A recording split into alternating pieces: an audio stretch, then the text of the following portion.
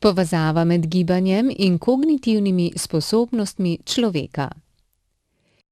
Celostni proces staranja, zorenja, spreminjanja, ki nastopi po 64. in 65. letom, določajo socialne, fizične in telesne komponente. Težava se pojavlja, ker se starost pojmuje prepogosto le kronološko in premalokrat kot čas, v katerem lahko posameznik ugodno uporabi osebne zmožnosti in priložnosti za uresničevanje dejanj, ki jih je mogoče opraviti le v tem času.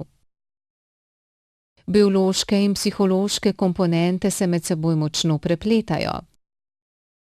Posledica padca telesnih in psihičnih zmogljivosti, značilnih za zrelejše obdobje, zmanjšuje kakovost življenja v tem obdobju.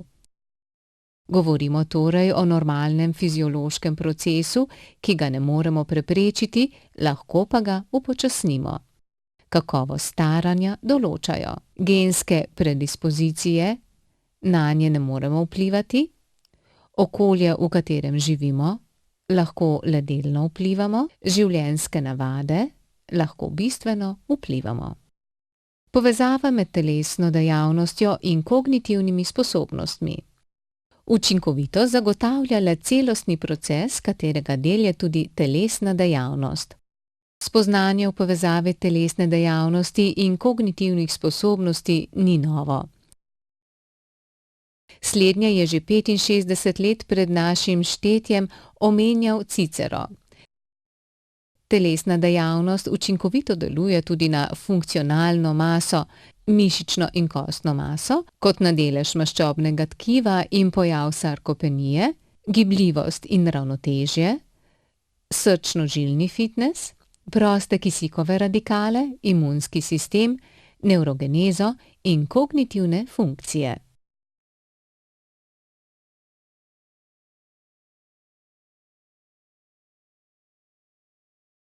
Znanstveno je dokazano, da se s pomočjo primerne telesne dejavnosti zmanjša verjetnost za pojav demence.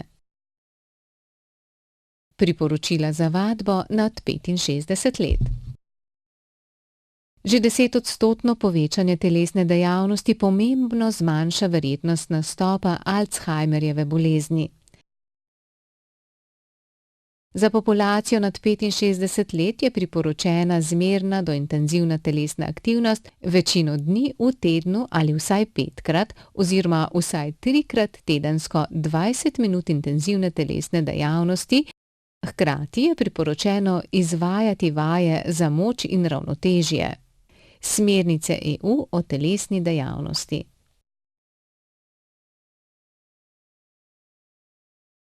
Starostno obdobje med 60 in 70 letom je toliko bolj ranljivo, saj je ravno v tem obdobju znan največji upad psihofizičnih sposobnosti. Na kognitivnem področju se najbolj spremeni hitrost obravnave informacij, mišljenje in spomin ter opazanje upad sive možganovine in delovanje nevrotransmiterjev, živčnih prenašalcev. Telesna dejavnost vpliva na boljši prostorski in delovni spomin, pozornost, govorni spomin zvišuje volumen hipokampusa, možgansko področje odgovorno za spomin.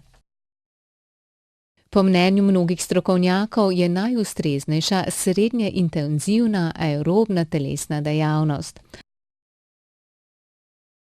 Ostaja pa še nedorečeno, ali je boljša vzdržljivostna vadba po neprekinjeni metodi ali intervalna vzdržljivostna vadba.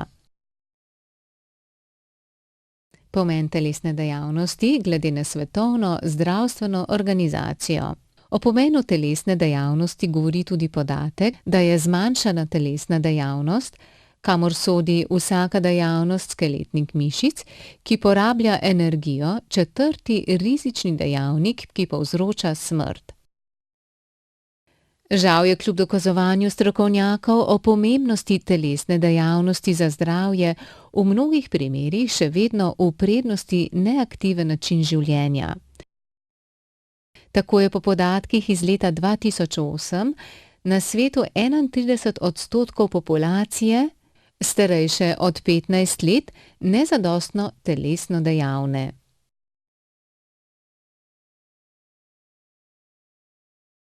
Projekt Dodajmo življenje letom, ne leta življenju.